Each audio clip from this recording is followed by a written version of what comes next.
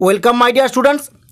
আজ আমি ক্লাস 6 রায় ও মার্টিন প্রশ্নবিচিত্রা 2025 সালের ভূগোলের দ্বিতীয় পর্যায়ক্রমিক মূল্যায়নের 307 নম্বর পেজের 8 নম্বর স্কুলের প্রশ্নগুলি সলভ করব। চলো তাহলে শুরু করি।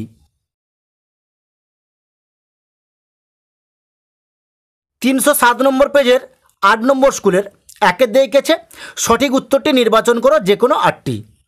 একের দিকে গেছে ভূপৃষ্ঠ থেকে ওপরে 16 কিলোমিটার পর্যন্ত যে বায়ুস্তর আছে সেটি হলো, এর উত্তরটা হবে এ ট্রপোস্ফিয়ার।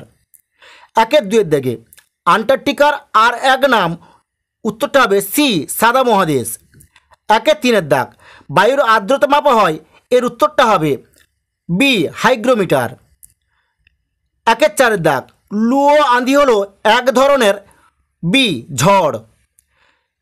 পাঁচের দাগ ম্যানগ্রোভ অরণ্যে একটি উদ্ভিদ হলো, এর উত্তরটা হবে সুন্দরী গাছ, সি অপশানটি সঠিক হবে।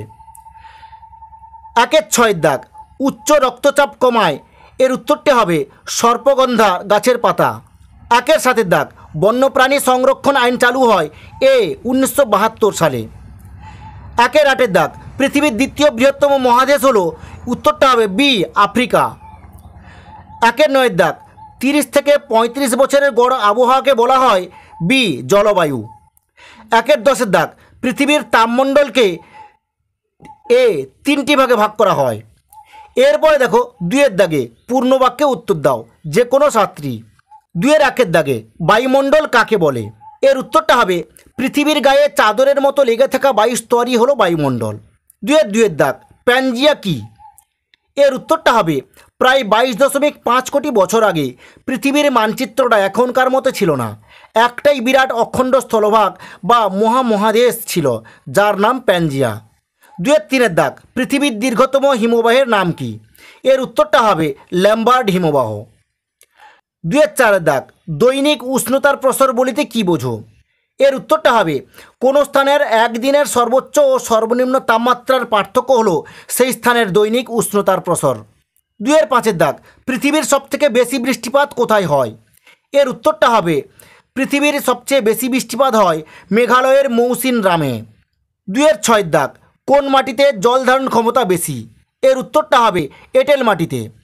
2-7 দাগ পরিযায়ী পাখি কাকে বলে, এর উত্তরটা হবে শীতকালে শীত প্রধান দেশ থেকে কিছু পাখি উড়ে আমাদের দেশে আসে, গরম পড়লে তারা আবার নিজের দেশে ফিরে যায়, এরা পরিযায়ী পাখি। 2-8 দাগ স্বাভাবিক উদ্ভিদ কাকে বলে, এর উত্তরটা হবে মানুষের চেষ্টা ছাড়া শুধুমাত্র প্রকৃতির উপরে নির্ভর করে জন্মানো গাছপালাই হলো স্বাভাবিক উদ্ভিদ। 2-9 দাগ বিশ্ব অরণ্য দিবস কবে পালন করা হয়, এর উত্তরটা হবে বিশ্ব অরণ্য দিবস 21শে মার্চ পালন করা হয়। 2-10 দাগ লুপ্তপ্রায় প্রজাতির সুরক্ষা ও উন্নয়নকে কি বলে, এর উত্তরটা হবে অভয়ারণ্য।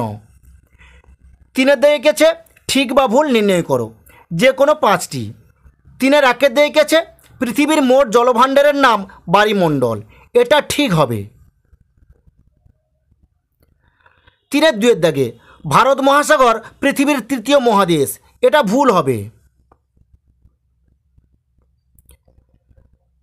3-3 দাগ ক্রিল হলো পেঙ্গুইনদের প্রধান খাদ্য, এটা ঠিক হবে। 3-4 দাগ সূর্যের লম্বরশ্মির কারণে কম অঞ্চলে বেশি তাপমাত্রা হয়, এটা ঠিক হবে। 3-5 দাগ প্রাচীন পলিমাটিকে খাদার বলে, এটা ভুল হবে। 3-6 দাগ হিমালয়ের পার্বত্য অঞ্চলে রেড পান্ডা দেখতে পাওয়া যায়, এটা ঠিক হবে। 3-7 দাগ ফণিমনসা একটি লবণাম্ব উদ্ভিদ, এটা ভুল হবে। এরপরে দেখো 4-এর দাগে বাম দিকের সঙ্গে ডান দিকের মিল স্থাপন করো। 4-1 দাগ বায়ুর চাপ, এটা হবে ডি ব্যারোমিটার।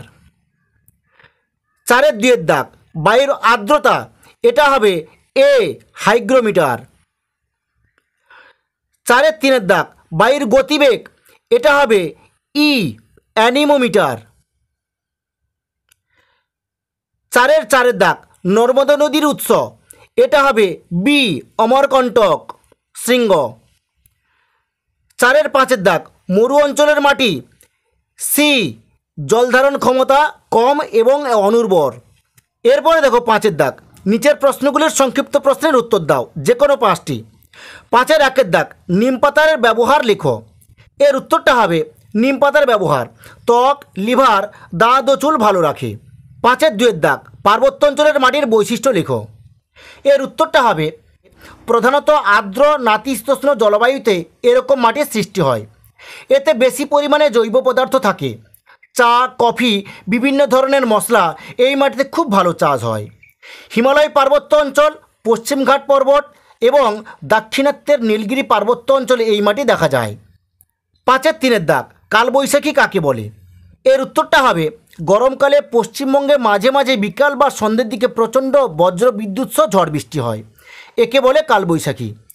এর ফলে উষ্ণতা কিছুটা কমে গিয়ে আবহাওয়া আরামদায়ক হয়। 5-এর 4-এর দাগ, আবহাওয়া ও জলবায়ুর পার্থক্য লেখো। আমি যে উত্তরটা দেখিয়ে দিলাম এটা তোমরা তুলে নাও। 5-এর 5-এর দাগ, টিকা লেখো আন্টার্কটিকার জীবজগৎ। আমি যে উত্তর দেখিয়ে দিলাম এটা তোমরা তুলে নাও।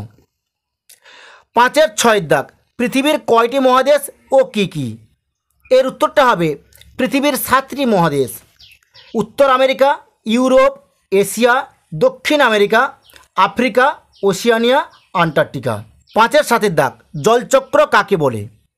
এর উত্তরটা হবে জল কখনো মেঘ, কখনো বৃষ্টি, আবার কখনো কঠিন বরফ তুষাররূপে আকাশ আর পৃথিবীর মধ্যে ক্রমাগত আবর্তিত হয়ে চলেছে। জলের এই চক্রাকার আবর্তন হলো জলচক্র। 5-এর 8-এর দাগ, সমশ্ররেখা কাকে বলে? এর উত্তরটা হবে পৃথিবীর মানচিত্রে সমান গড় উষ্ণতাযুক্ত স্থানগুলোকে যে রেখা দ্বারা যুক্ত করা হয় তাকে সমশ্ররেখা বলে। 6-এর দাগে নিচের প্রশ্নগুলির উত্তর দাও, যে কোনো 3টি। 6-এর 1-এর দাগে মাটির ব্যবহারগুলি লেখো। আমি যে উত্তরটি দেখিয়ে দিলাম এটা তোমরা তুলে নাও। 6-এর 2-এর দাগে গাছ আমাদের কি কি উপকার করে? আমি যে উত্তরটি দেখিয়ে দিলাম এটা তোমরা তুলে নাও। 6-এর 3-এর দাগে আন্টার্কটিকা মহাদেশের ভবিষ্যৎ সম্পর্কে লেখো। আমি যে উত্তরটি দেখিয়ে দিলাম এটা তোমরা তুলে নাও। 6-এর 4-এর দাগে বায়ুমণ্ডলের স্তরগুলির সম্পর্কে লেখো। আমি যে উত্তরটি দেখিয়ে দিলাম এটা তোমরা তুলে নাও। 6-এর 5-এর দাগে বায়ুমণ্ডল না থাকলে আমাদের কি হতো? আমি যে উত্তরটি দেখিয়ে দিলাম এটা তোমরা তুলে নাও।